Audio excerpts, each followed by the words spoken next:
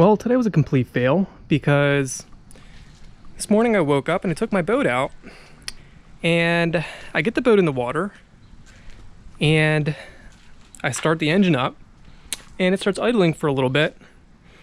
I go to put my truck back and I come back and the back of my engine is completely engulfed in a cloud of smoke and there's oil pouring down the side of my engine.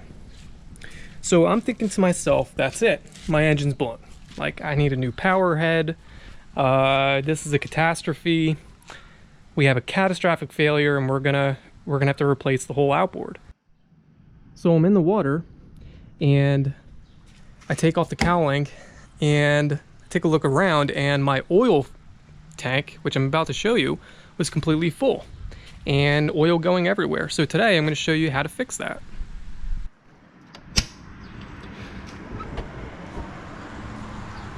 Okay, so here's my oil tank, and the problem that I had was when I took this off, I noticed that the sensor that's normally in here, I'd removed it, but there's a sensor inside this tank.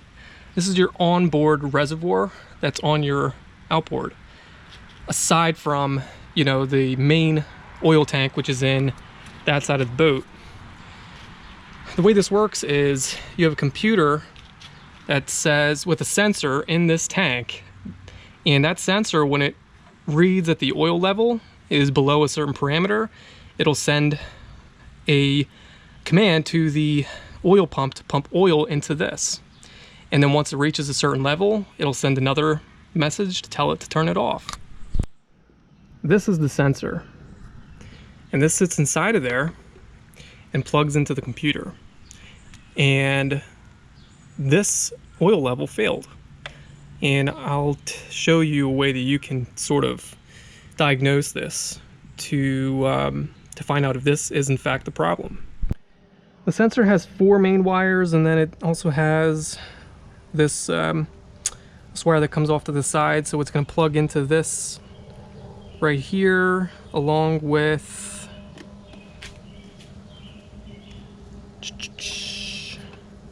this right here. So, you know, just make sure all your connections are right and everything, and I will replace this. I got this replacement part on the internet, you know.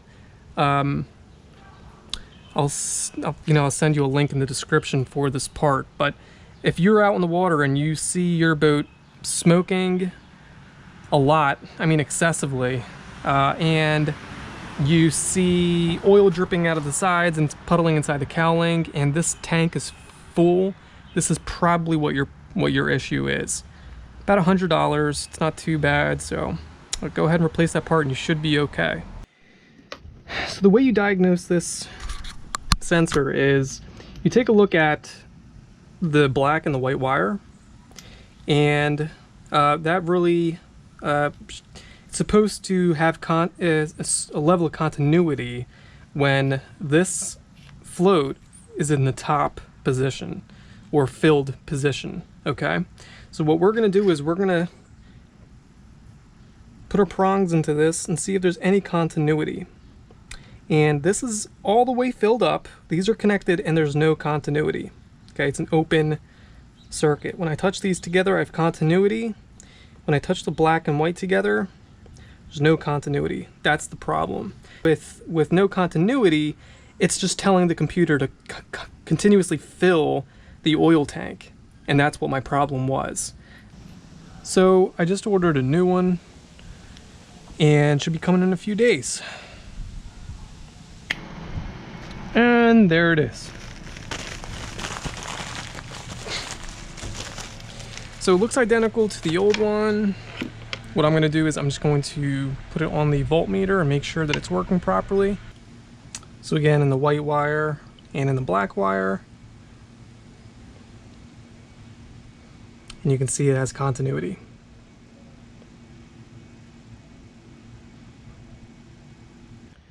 So this cage sort of acts as a oil filter. So really what you want to do is you want to go ahead and slide it on, and there are little dots that you have to line up to make sure this cage is in the right location. And it should fit right into its groove, and make sure it's nice and clean, and go ahead and install it back in. There's also a tab and an arrow to line up, and go ahead and push it right on.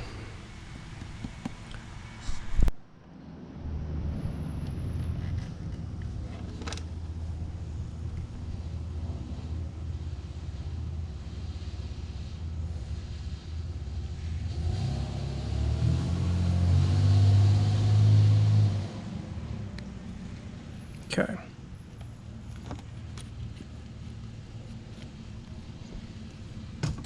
You can see there's a channel for that wire to follow, so you want to make sure that it's installed in that channel.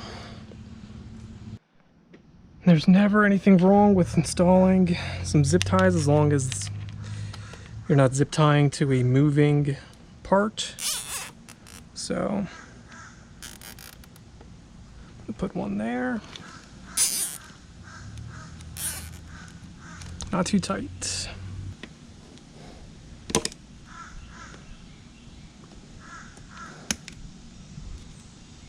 All right, I think we're in good shape. What I'm gonna do is I'm gonna go ahead and turn my battery on and see if this overflows like the way it did last time.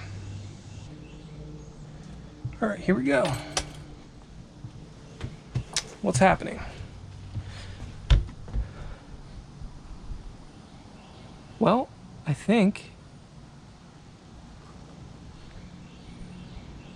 it worked. What I'm going to do is I'm just going to clean as much as I can, because inside the cowling it's a lot of oil that was left over, and I'm going to try to clean some of that up. And I'm also, after that, I'm going to be spraying on a lubricant over the engine, as you're supposed to. That's coming in the mail, so I don't have that yet, but I'm gonna go ahead and clean up a little bit as much as I can, so that I can turn the engine on, run all the excess oil out of the system, and get it back to normal operating conditions.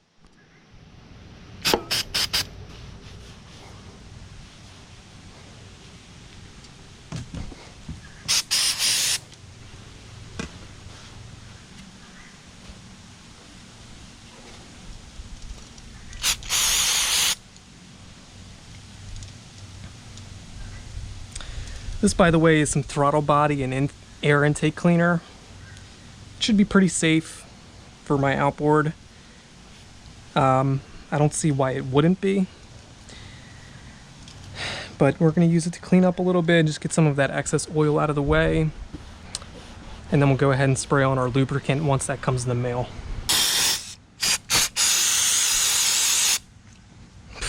Man, you can get high off of this stuff.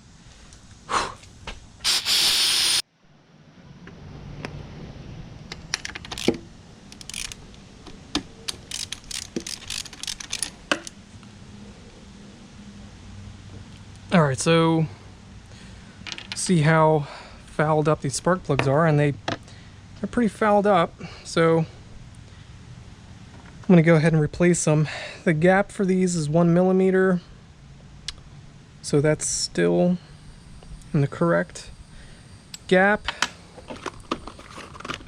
You know, I could go in there and try to clean out some of the oil, but it's really not worth it. You might as well just burn it off. Now you got to be careful, because when you do gap these spark plugs, they do come in the incorrect specification. So you can see that it's about 0.7 millimeters, and it needs to be about 1, so you need to properly gap these spark plugs to 1 millimeter. Be careful when you do that, because it's very easy to damage your spark plug. All right, that's right on the money, so I'm gonna go ahead and install that.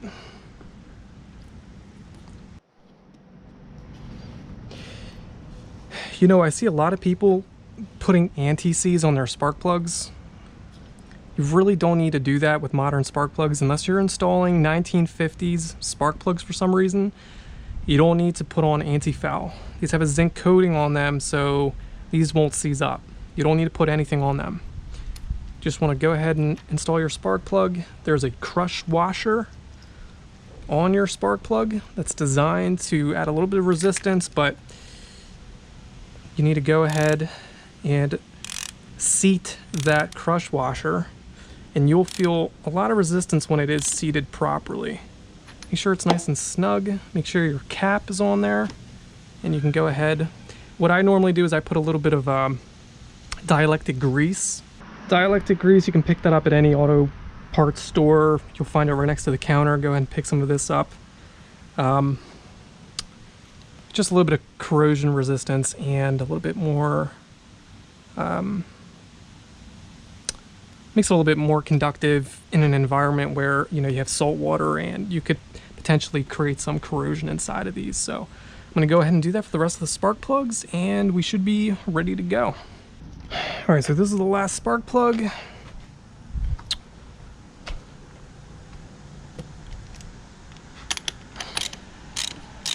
And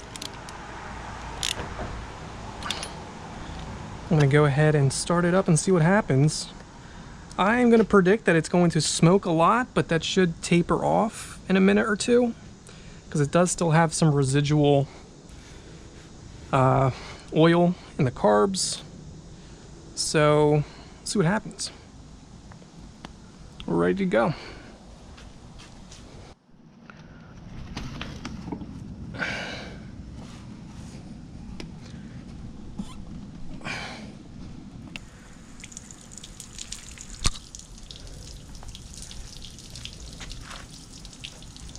Okay, here goes nothing.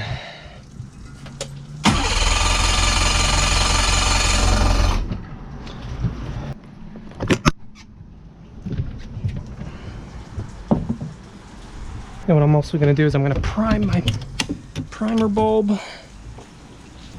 I'm also going to do that a lot because I want to pump out any excessive oil that's in the system. So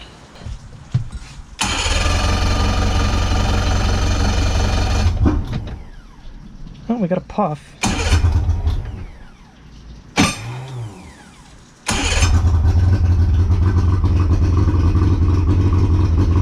Yeah, and it's smoking a lot as I remember. I'll give that a second to hopefully clear up.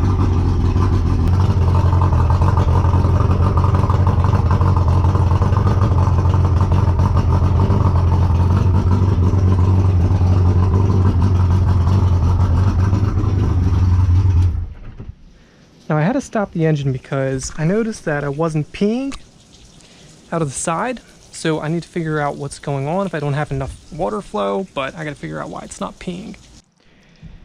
So what I'm doing is I'm gonna connect it to the flush hose to the outboard and see if I get peeing from that hose.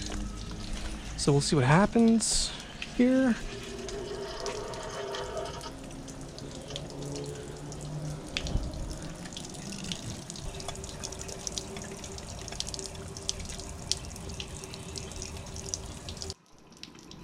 All right, so I figured out what the problem was. Sometimes these hoses just get clogged. That really scared me because I thought I would need a new impeller, but I'm okay because I just stuck this little tool inside of the outlet and it started flowing, so we're okay.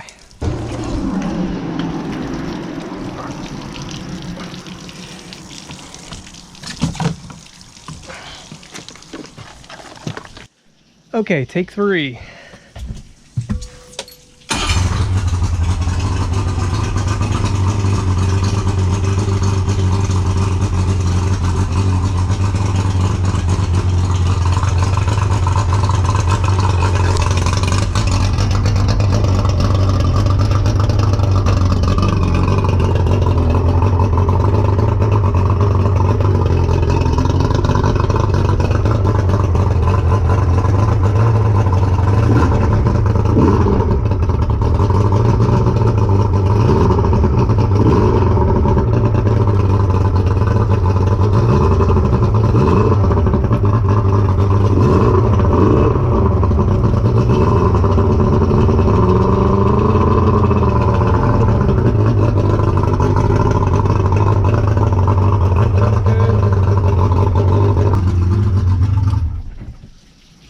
Okay, we'll give it a break because I don't want my neighbors to call the cops, but I think we're making progress.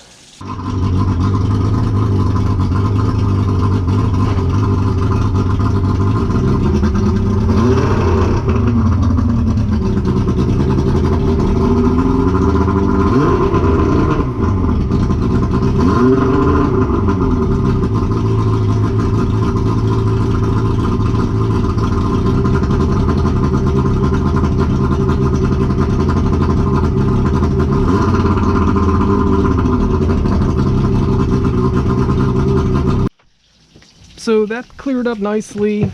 I did smoke a little bit. I have a feeling that I might need to cycle my spark plugs again, but that went pretty well. And it's warmed up nice. So the last thing for me to check is the sensor, to check to see that once it gets down to this line, it sends a signal to the computer to pump more oil into this tank. So I know that it's going to tell the computer to shut off. I need to make sure that it's going to tell the computer to turn on. And I'm going to lift this up as high as it goes. And I should see this thing really overfilling. So we'll see what happens here. Yup, I hear the alarm. And it's filling up. So we're good to go. That passes the test. Put the zip tie back on. All right, I'm happy. That works properly. It cleared up. It's revving fine. It might still act weird once I get it out in the water with wide open throttle because I think the oil may have fouled my spark plugs again. I don't think I'm gonna get stuck out there, but I might run a little weird. It may have cleared up by now. Really the smart thing to do would have been to run with my old spark plugs until the engine was cleared out and then put in the new spark plugs, but spark plugs aren't that expensive, so it's not a big deal. Honestly, it was running so rough beforehand, I don't even know if I would have been able to get it started with those spark plugs. It's pretty good. Passes the test, so I think we're ready to get it out in the water and see what it does.